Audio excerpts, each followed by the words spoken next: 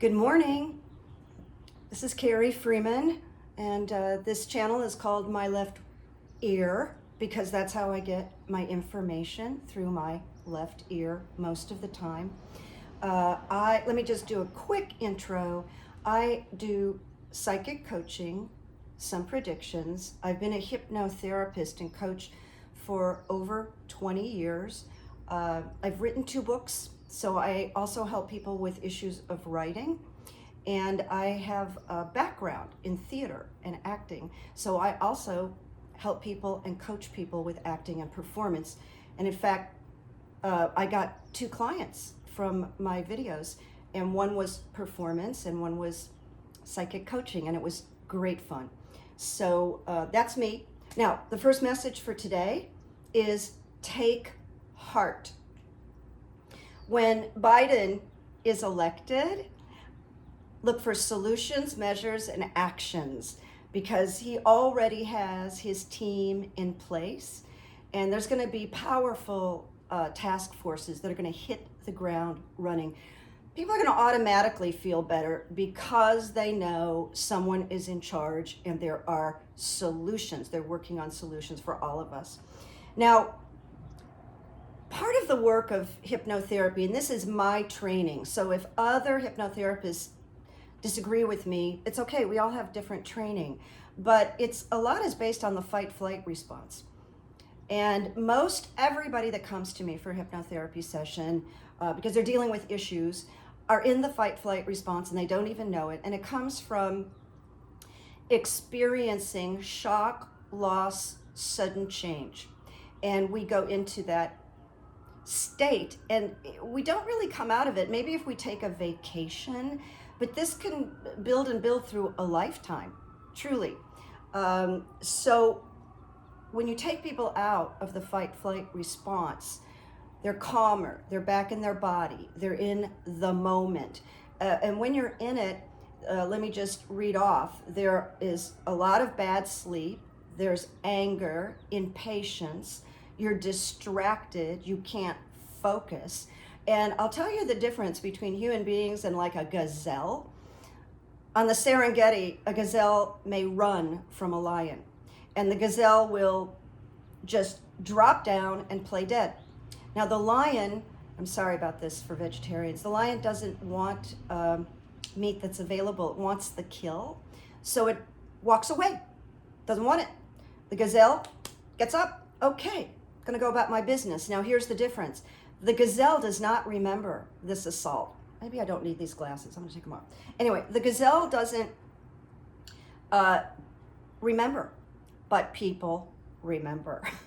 It goes into our body, our subconscious, and then we can react through association. Like an example is, I worked for a man who was remarkably like Donald Trump. I mean, remarkably. He owned the rehab, strangely enough, that I worked at. But it goes on and on. I'm not going to get into him, but that's one of the reasons that Donald Trump, traumatizes me. Now here's some good news. I like numerology, and usually we'll do people's numbers before I do a psychic coaching session. It tells me a lot. So here's something interesting. Trump is president 45, right? Well, if you add the 4 and the 5, it's a number 9. Now, my training and experience with numerology is that 9 is an ending. It's an ending of a cycle, swear to God. And I was in a number 9 year when I worked at that rehab, and I said, oh, there's no way this job is gonna last through a number 9 year. So I cleaned out my office, all the artwork and things and tchotchkes, and took them home. And I got the phone call and I got fired. And this Donald Trump knockoff was very, full of himself. I'd been there for 8 years successfully. The human resources lady was sitting there, and the Donald Trump guy says, well, help her clean out her office. And I said, oh, that's not necessary. It's all cleaned out. And he jumped up in a rage and started screaming, get out of here, get out of here. And it's because I punked him. I was ready for it. And that was a number 9 year.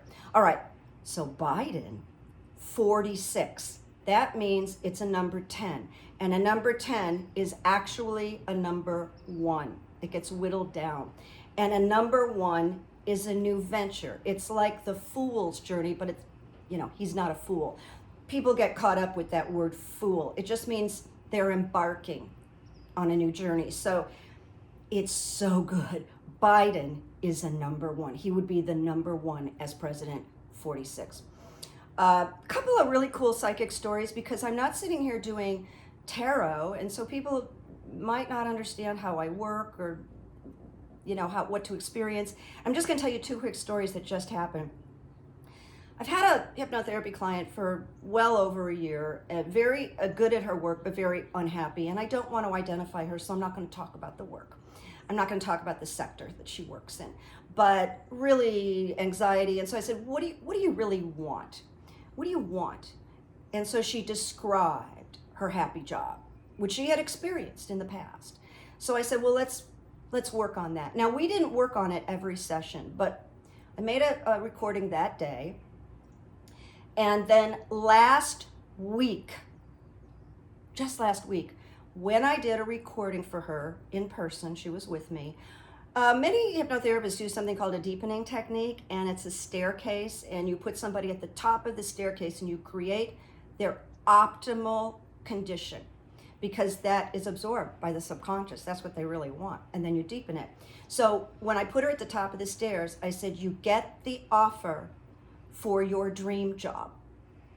And guess what, folks? She got the offer about 3 or 4 days later for her dream job. So God, does that make me happy. Then I have a client who is overseas, and I've done about 6 sessions with her, and I had this aha moment. Now, this will happen where I do a session with somebody, whether it's coaching, hypnotherapy, psychic stuff, and I get a hit after they leave. So in thinking about her, I got a very strong hit that she probably should see a medical doctor, a psychiatrist, for evaluation. I do medical, I'm a medical intuitive, but I can't talk about that on YouTube. So I was connecting with that. And by the way, all of this is my opinion. I forgot to say this. This is my perception, so I need to say this for YouTube. So we set up our long distance next Zoom session. And before I said anything, she said, well, I made an appointment with a psychiatrist and I'm starting on some medicine. And I was like, what? So that kind of communication can happen. I don't know whether I sent, I don't know whether I received, but it happened. And it's going to be really good for her. All right, so now on to the politics, because I think I talked too long the last video, and I'm going to shorten it, see how that works. So this debate that where Biden went and where Trump refused, okay? He refused to debate digitally or whatever, long distance, separated. So Biden went ahead and he did a town hall, set up a town hall. Perfect. And with ABC. And then all of a sudden, NBC announces they're doing a town hall with Donald Trump at the same time. I want to tell you what I pretty much know happened from my left ear. Trump called Mark Burnett, who produced The Apprentice. And he said, I want to do this. I don't want to do it the night that Biden is doing his town hall, and I want it at the same time. I'm going to beat the ratings. And Mark Burnett is so successful, and he's made so much money for NBC. He just went and got it handled. Now, Savannah Guthrie did a really masterful job litigating the president.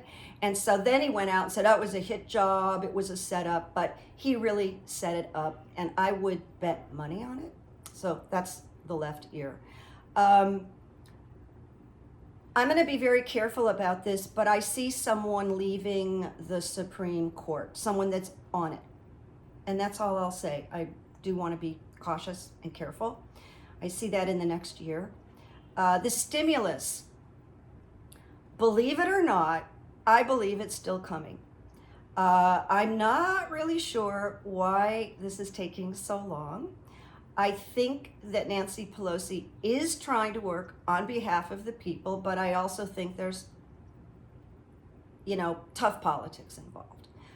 It's hard for me to imagine that a stimulus would not go through before the election because, senators are really scared because they're under Trump's umbrella willingly, and Trump is scared. So I think you're all going to get a stimulus. Now, it could be promised, guaranteed, and not issued before the election. We got to wait and see, but that's my leaning. I want you to know. Amy Phony Barrett, who's up for the Supreme Court.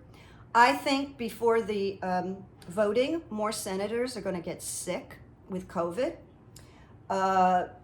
They're not supposed to vote remotely, but I believe that Mitch McConnell would wrangle that and make it happen because he's evil. He's Mitch. He's a sociopath. He needs to go. But, because nobody's really sure what's going to happen, but I do think there's possibly going to be a surprise. But the questioning that happened, the way the Democrats questioned her was really good. And that will be used later on to get her out if she's voted in. Because there is an older interview with Al Franken, who I love, who I wish would get back into this administration somehow, but he questioned her and she gave him an answer. And this time, when asked the same question, she said, I don't know.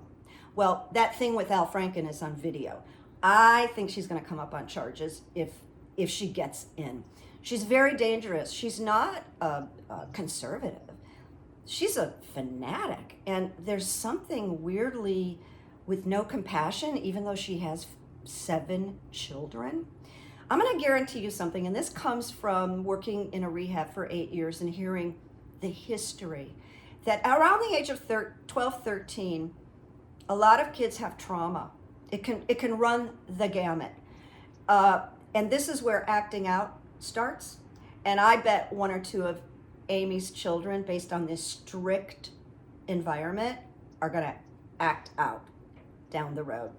Lindsey Graham, pretty sure he's going to lose. Do you know that Jamie Harrison made fundraising history by raising some impossible amount of money? And it's really exciting. We may not get everything we want. I just need to say that. But we are going to get the Democrats taking over the Senate, maybe by 4 or 5. I know other people are going really in detail. I'm not going in detail. I'm giving you the broad paintbrush. And like I said, I don't know if I repeated this, so please excuse me. If there is no stimulus, the people of Kentucky might vote Mitch out. They're not, it's Kentucky. That's all I can say. I don't want to say more than that. So we're coming to the end, and this is a little shorter. Now, I am going to make, a little video about hypnosis because people misunderstand it. So I'm excited about that. I'm going to make a video with a lot of good writing tips because I have them. And so that's coming really soon. But I want to ask a question. Some people think they cannot be hypnotized. And this hit me when I was at the rehab. People would come into the office because they're not calling me and hiring me because they read about me. They're assigned, go to room 3. So there I am in room 3. And they would sit down. This was a lot of them, maybe 85%. They'd cross their arms and they'd say, I can't be hypnotized. It's happened a lot. So didn't upset me. I said, well, okay, all right. But let me ask you a question. Have you ever been in love or had a mad crush on someone? And they say, well, yeah. And I say, then you were hypnotized. Isn't that interesting? It's not a game, it's actually true. It means that the person you're crazy about influences you, meaning that you are capable of being influenced, you are suggestible. So what I will give you in truth is that some people are more suggestible than others. And if people base I can't be hypnotized on a generality, it's really, it's not a trick and it's not something to be demonstrated. It's to help somebody move past an issue, get over a habit, quit smoking, reduce anxiety, desensitize to a nasty boss, get over writing, writer's block. So just hypnotize me doesn't work. There has to be a goal involved, something somebody wants. All right, here we go. I always like to do something called meaningless pop culture because I think people like celebrities a little bit. And I have worked for years in the entertainment industry, so I've met tons of people. And in fact, I made a list. It's quite unbelievable, but it's been going on for many, many years. And I don't want you to think I'm friends with anybody. I know a couple of high-profile actors, and that's it. But this is about how I read energy. So this is just another example. So I don't know, maybe 3 years ago, I can't remember, but I was at the Golden Globe Awards and I was on the red carpet and I was paid to do a job. So I was there because I was hired. And the people from NBC, the hosts from NBC Today, all came in masse and walked past me, all of them. And I had actually done some work with Natalie Morales, helping her with her interviews, and she was really nice, really pretty woman. But Matt Lauer walked by me really quickly, close to me, and I literally went, whoa, that is some bad energy. I really was taken back by my response to him. I told a few close friends, and then, of course, you know what happened. So that's how energy can hit me. That's how the left ear works. I'm just sharing it because it's fun. All right, here's the quotes as I wind up today's video. This is by Albert Einstein. He said, "In the middle of difficulty lies opportunity." So simple. In the middle of difficulty lies opportunity. And that's when I launched this video. There's one more quote. It's by Muhammad Ali. And I did meet Muhammad Ali once, and I did speak. He spoke with me, actually. I'll tell you about it. Anyway, he wrote, "I know where I'm going, and I know the truth. And I don't have to be what you want me to be. I'm free to be what I want." God, isn't that great? Muhammad Ali. I'll repeat it. "I know where I'm going, and I know the truth. And I don't have to be what you want me to be. I'm free to be what I want." One Christmas when I was still in acting school, I drove a bunch of my friends. We were going to go to a movie in Westwood. We had nothing to do. So we pulled up to a stoplight on Westwood Boulevard. There was no traffic, but a brown Bentley pulled up next to me, and it was a warm day. And it was Muhammad Ali with two of his young kids in the back seat, and the top was down. I didn't say anything, but he yelled over to me, "Hey, what are you doing driving? You got guys in the back seat. There should be driving." So I said, "Well, it's my car, and I'm taking everybody to the movie, so I wanted to drive." And he said, "Well, Merry Christmas." And I said, "Same to you." I said, "So those are some pretty cute kids in the back seat of your car." And he went, "No, I'm taking them to the used kids lot right now. I'm done